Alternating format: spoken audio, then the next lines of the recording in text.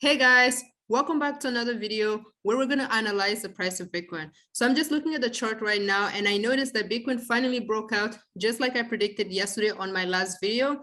So I mentioned this bull flag that was getting formed on the 1 hour time frame, as you can see. And I told y'all about how Bitcoin broke out of this bull flag and the price target for this breakout was going to be approximately around 44,000. And this is what happened. As you can see, the moment we broke out of this bull flag, we started going up. And now today, Bitcoin finally got to 44,000. So now that Bitcoin has reached the price target for this bull flag, it is time to be very cautious. Why do I say that? I'll tell you why, okay? Let me go to the 4 hour time frame so you can see why I'm saying this. So if we are looking at the 4 hour time frame, you'll notice here, Bitcoin is actually approaching a huge resistance. And this resistance is between 44,500 and 45,500. So these zones here are huge resistance for Bitcoin. Bitcoin is approaching this zone. So it's time to be very cautious. At this point, I wouldn't be very confident in placing a long position yet. I want to see Bitcoin break above 45,500 before I can actually place a long. Okay, so right now, it is not a good idea to place a long. I would actually look for opportunities to short it, or maybe just sit down and just observe the markets and see what's happening.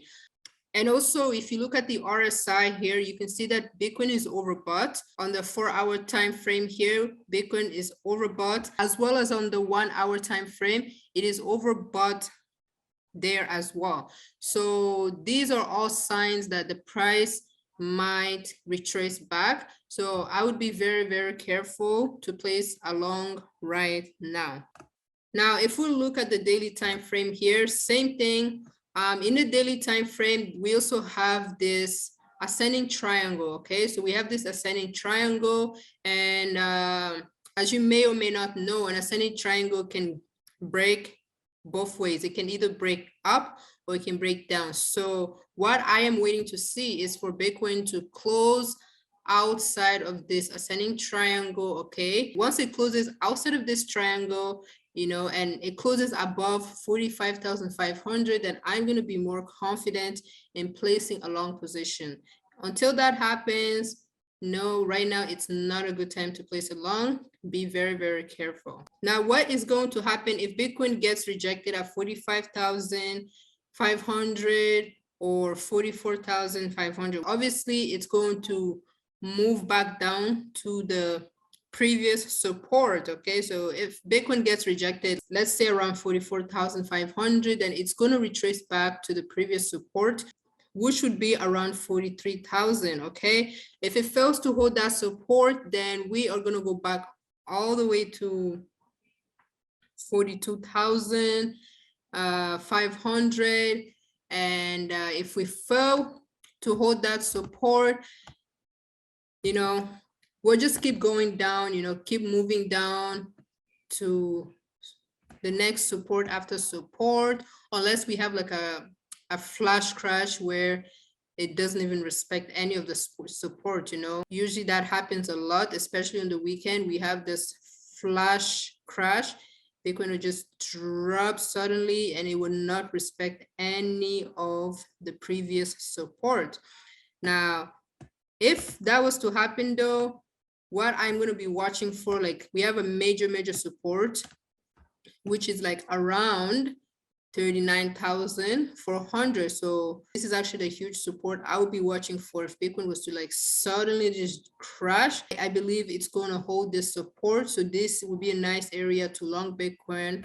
And at the same time, if that happened, we would still be in an uptrend on the 4 hour time frame. You know, we've been forming higher highs and higher lows. So if Bitcoin was to crash all the way down here to 39,400. Then we're definitely going to hold that support here, and that should help us to push back up and retest the 44,500 resistance.